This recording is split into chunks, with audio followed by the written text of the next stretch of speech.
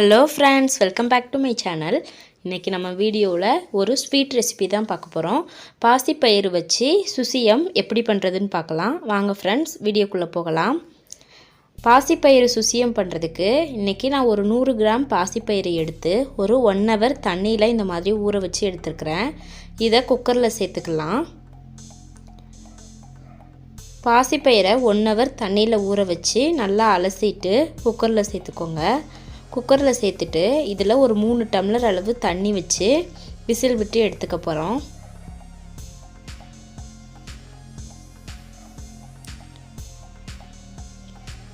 பாசிப்பயிறு நல்லா குழைவாக வெந்து வரணும்.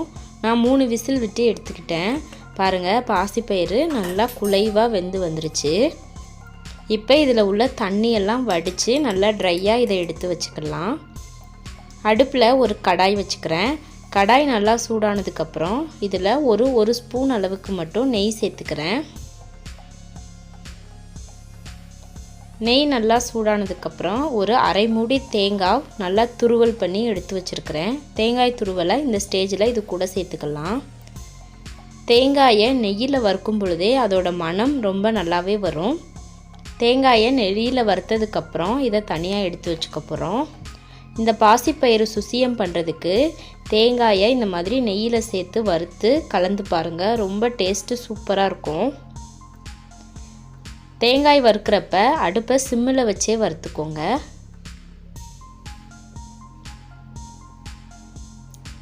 பாருங்கள், தேங்காய் துருவல் நல்லா நெய்யிலேயே ரோஸ்ட் ஆயிடுச்சு.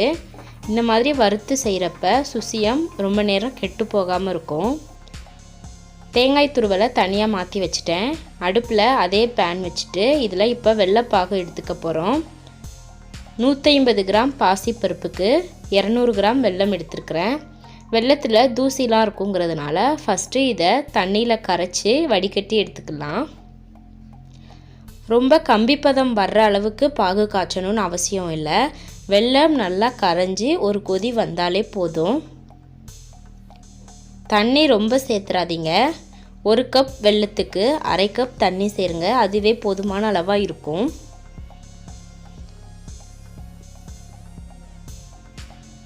பாருங்கள், வெல்லம் நல்லா கரைஞ்சி வந்துருச்சு. இந்த ஸ்டேஜில் இதை தனியாக எடுத்து வடிகட்டிக்கலாம்.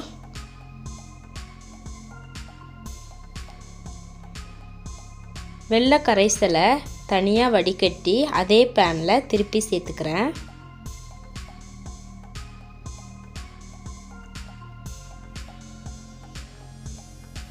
முன்னாலேயே சொன்ன மாதிரி இந்த வெள்ளை கரைசல் கம்பிப்பதம் வர்ற அளவுக்கு கொதிக்கணும்னு அவசியம் இல்லை.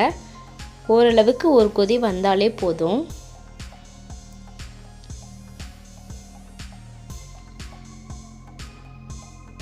பாருங்கள், வெள்ளை கரைசல் நல்லாவே கொதி வந்துருச்சு. இந்த ஸ்டேஜில் நம்ம எடுத்து வச்சிருக்கிற பாசிப்பயிரை இது கூட சேர்த்துக்கலாம். பாசிப்பயிரில் ரொம்ப தண்ணி இல்லாத மாதிரி பார்த்துக்கோங்க. ரொம்ப முழுசாக தெரிஞ்சிச்சுன்னா இந்த ஸ்டேஜில் நல்லா மசிச்சு விட்டுக்கோங்க. பாசிப்பயிறு நல்லா வெந்ததுனால நான் மசிச்சு விடலை. வெள்ளை கரைசல் கூட பாசிப்பயிரை சேர்க்குறப்ப உங்களுக்கு இந்த ஸ்டேஜில் ரொம்ப தண்ணியாக இருக்கிற மாதிரி தெரியும். நான் ஒரு 3 ஏலக்காவை சர்க்கரை கூட பவுட்ரு பண்ணி வச்சுருக்கிறேன். அதை இப்போ சேர்த்துக்கிட்டேன். இப்போ பாருங்கள், நல்லா வெள்ளை கரைசல் கூட பாசிப்பயிறு ஏலக்காய் தூள்லாம் சேர்ந்து நல்லா வாசனையாக இருக்கும்.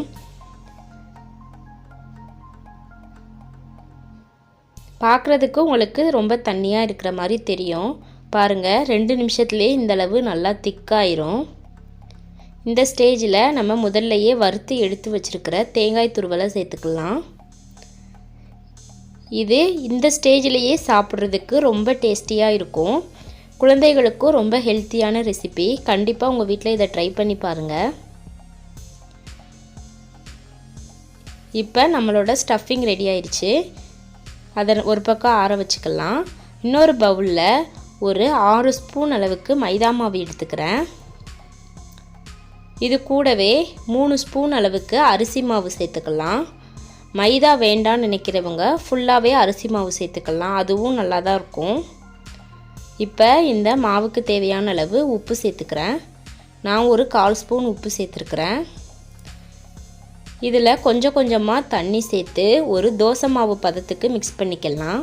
ஃபஸ்ட்லேயே தண்ணி ரொம்ப சேர்த்துற வேண்டாம், கொஞ்சம் கொஞ்சமாக பார்த்து சேர்த்துக்கோங்க. இந்த அளவு மாவுக்கு 1 டம்ளர் தண்ணி கரெக்டான அளவாக இருக்கும். பாருங்கள், தண்ணி சேர்த்து தோசை மாவு பதத்துக்கு பிணைஞ்சிக்கிட்டேன். நம்மளோட மாவும் நல்லாவே ரெடி ஆயிடுச்சு. நம்ம ஆல்ரெடி ரெடி பண்ணி எடுத்து வச்சுருக்கிற ஸ்டஃபிங்கும் நல்லாவே ஆறிடுச்சு. இந்த ஸ்டேஜில் கையில் லைட்டாக தண்ணி நனைச்சிட்டு இந்த மாதிரி உருண்டை பிடிச்சி எடுத்து வச்சுக்கலாம். உங்களுக்கு எந்த சைஸில் வேணுமோ அந்த சைஸில் பால்ஸ் பிடிச்சிக்கோங்க. பாருங்கள், ஃபஸ்ட்டு ரொம்ப தண்ணியாக இருக்கிற மாதிரி தெரிஞ்சிச்சு. ஆறுனதுக்கப்புறம் இதோட கன்சிஸ்டன்சி கரெக்டாகவே இருக்குது. எல்லா மாவையும் நல்லா உருண்டை பிடிச்சி எடுத்து வச்சிட்டேன். இப்போ நம்ம எடுத்து வச்சிருக்கிற பாசிப்பயிறு உருண்டைகளை இந்த மைதா மாவு கரைசல் கூட இதை மாதிரி டிப் பண்ணி எண்ணெயில் போட்டு பொரிச்சு எடுத்துக்கலாம். ஒரு பக்கம் எண்ணெயும் நல்லாவே காஞ்சிருச்சு. அடுப்பை மிதமான சூடில் வச்சு எண்ணெயும் ரொம்ப ஹீட் ஆகாமல் பார்த்துக்கோங்க. இப்போ இதில் ஒவ்வொரு உருண்டைகளாக நம்ம மைதா மாவில் டிப் பண்ணி சேர்த்துக்கலாம். ஈவினிங் டைமில் ஸ்நாக்ஸ் மாதிரி குழந்தைகளுக்கு கண்டிப்பாக செஞ்சு கொடுங்க. பாசிப்பயிறு சேர்க்காத குழந்தைகள் கூட ஸ்வீட் இருக்கிறதுனால விரும்பி சாப்பிடுவாங்க. இதில் இருக்கிற வெல்லம், தேங்காய் துருவல் எல்லாமே ரொம்ப ஹெல்த்தியானது. மைதா மாவு வேண்டான்னு நினைக்கிறவங்க மைதாவுக்கு பதிலாக அரிசி மாவில் செய்யலாம். அதே டேஸ்ட்டில் சூப்பராக கிடைக்கும். எண்ணெயிலேயே நம்மளுடைய பாசிப்பயிறு சுசியம் நல்லாவே வெந்துட்டுருக்குது. ஒரு பக்கம் ஓரளவுக்கு வெந்ததுக்கப்புறம் பொறுமையாக கரண்டியால் திருப்பி விட்டுக்கலாம்.